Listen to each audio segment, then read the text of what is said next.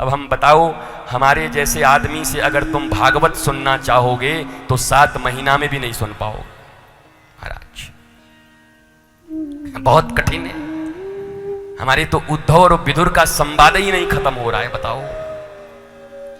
तो अगर भागवत का आशा लेकर के आए हो तो थोड़ी निराश हो जाओगे, पर वास्तव में जब कभी फिर मिलो और भागवत सुनने की तुम में योग्यता प्राप्त हो जाए, उस आशा से आए हो तो पूर्ण योग्य बन जाओगे। आज के बाद जहां भागवत होगा वो तुम्हारे हृदय में उतर जाएगी, तुम्हारे दिलों में उतर जाएगी। क्योंकि पहले भूमि तैयार होता है, भूमिका बनती है, भूमिका बन जाएगी तो तुम्हारी बात बन जाएगी। भूमि तैयार नहीं होगी तो मैं बीज कैसा भी डाल दूं कुछ होने वाला नहीं है, बेकार हो जाएगी। हाजमा ही खराब है और घी खिला दूंगा मर जाओगे।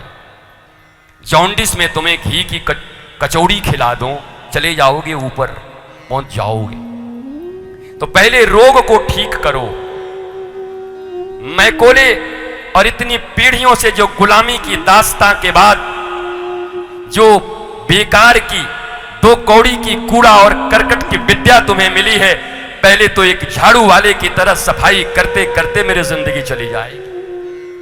कोई संत कोई महंत पहले तुम्हारे हृदय की सफाई करते, और जब वो पात्र बन जाता है तब उस पात्र में दुग्ध रूपी अमृत डाल देते। तुम तो कीचड़ भी लेके बैठे हो, नींबुआ भी गाड़ के बैठे हो, कास्टिक सोडा भी उसी में डाल के बैठे हो। न जाने कितने केमिकल्स के हम जन्म लिए हुए लोग हैं, तुम्हारे हृदय में भी केमिकल भरे हुए हैं। अगर विशुद्ध दूध अमृत की तरह पवित्र दिया भी गया तो टिकेगा कहां तुम्हारे भीतर में, पाओगे कैसे? तुम्हें तो भी यही बातें समझ में नहीं आती हैं। गए तो थे, भागवत की कथा आगे नहीं बढ़ रही है। भागवत की कथा लगा करके कान में किसी टीवी से सुन ले, चैनल पे रोज 500 कथा आ रहे हैं, सुनो जाकर के। धुंधकारी नामकरण संस्कार भी होता है, और गूगल के माध्यम से एक आदमी को बताया, किसी पंडित ने ध से इसका नाम रहेगा, गूगल में खोजा तो धुंधकारी आ गया। वो कभी कुछ सुना नहीं था, कहा महाराज जी बड़ा प्राचीन नाम मिला है धुंधकारी। महाराज जी बोले बहुत बढ़िया, रख ले। बाद में बताया अरे मूर्ख, बड़ा खतरनाक आदमी आए। बोला हम सोचे प्राचीन नाम है धुंधकारी, ज्ञान ही नहीं।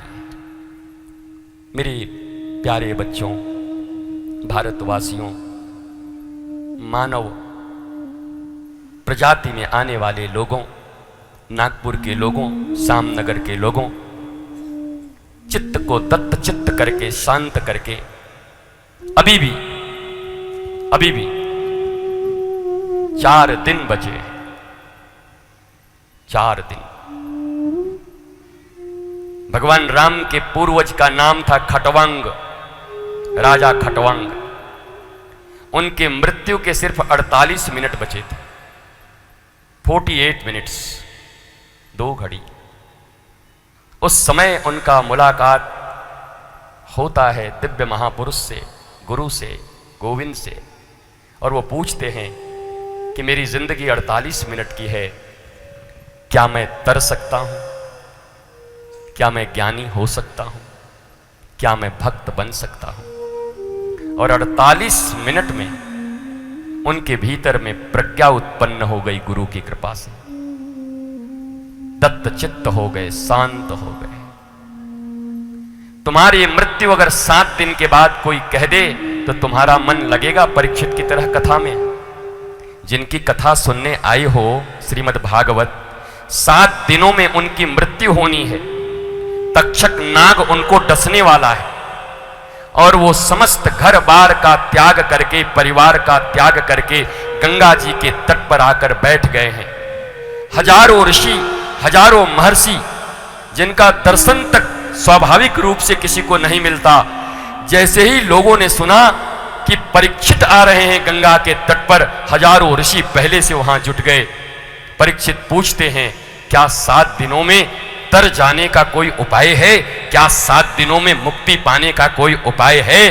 बड़े बड़े ऋषि थे, बोले हम 10,000 साल से प्रार्थना कर रहे हैं, 10,000 साल से पेड़ में लटक रहे हैं, हमारी मुक्ति खुद न हुई, 7 दिन में तुम्हारी कहां से होएगी।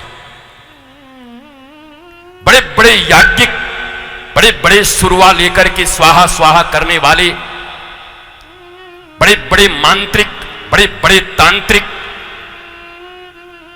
विभिन्न विधाओं से पूजा पाठ कर्मकांड करने वाले लोग मौजूद थे। सब चुप हो गए। बोला भैया 7 दिन में हम कैसे बताएं, 7 दिन में कैसे मुक्ति होगी। पर उसी समय वहां बैठे थे कौन, पराशर बैठे थे, व्यास बैठे थे। उसी समय पराशर के पोते और व्यास के पुत्र महाराज घुटनों से भी लंबे जिनके हाथ हैं, 16 साल के सुखदेव गुरुदेव, जो भगवान श्री राधा कृष्ण की प्रिया राधा रानी के हाथों से डालिम अनार खा करके आए हैं, साक्षात किशोरी जी के रूप में ही हैं। और वो टहलते हुए आते हैं, जैसे ही वो हजारों साल के ऋषि उन 16 साल के सुखदेव को देखते हैं, सब दंडवत होकर गिरते हैं। व्यास अपने दाढ़ी से रास्ते बुहारने लगते हैं, पराशर अपने कपड़े को उतार करके बिछा देते हैं। अरे गुरुदेव सुखदेव आ गए, सुखदेव आ गए, कहीं इनके पांव में कांटा न गड़ जाए। उनके अद्भुत स्वरूप को देख करके परीक्षित के मन में विश्वास हो गया, ओहो, ये हजारों वर्ष से तपस्या करने वाले लोग 16 साल के इस दिव्य महात्मा को प्रणाम कर रहे हैं। ये महात्मा ही नहीं, लगता साक्षात परमात्मा ही चले आ रहे हैं। ये कोई व्यास नंदन नहीं, ऐसा लगता नंद नंदन ही रूप बदल के चले आ रहे हैं। चरणों में गिर करके पूछते हैं, हे गुरुदेव, क्या आप मुझे 7 दिनों में मुक्ति दे सकते हैं। गुरुदेव सुखदेव कहते हैं, सुन, तक्षक ने तुझे काट लिया होता, तेरे मुख से जहर निकल रहा होता, तेरी अंतिम श्वासें चल रही होती, तेरे जिह्वा बंद हो गए होते, कफ पित्त वायु विचूर्णित होकर के तुम्हारी श्वासें अटक रही होती। अगर उस समय में भी आ जाता तो एक क्षण में तुझे मुक्ति दे देता। अरे 7 दिनों में मुक्ति नहीं, मैं तुझे राधा कृष्ण की भक्ति दे दूंगा, आ बैठ मेरे साथ, मैं तुझे कथा सुनाता। 16 साल के गुरुदेव सुखदेव ने कथा सुनाई और मुक्ति नहीं, भक्ति प्रदान कर दिया। मुक्ति भक्ति की दासी है, तुम क्यों मुक्ति के पीछे भागोगे। अगर भक्ति मिल गई तो ज्ञान और वैराग्य भी तुम्हें मिल जाएंगे। और मुक्ति दासी है, भक्ति प्राप्त कर लोगे तो न ज्ञान की कमी होगी, न वैराग्य की कमी होगी, और न फ्रीडम की कमी होगी, न सेल्वेशन की कमी होगी, न मुक्ति की कमी होगी। भक्ति चाहिए, भक्ति।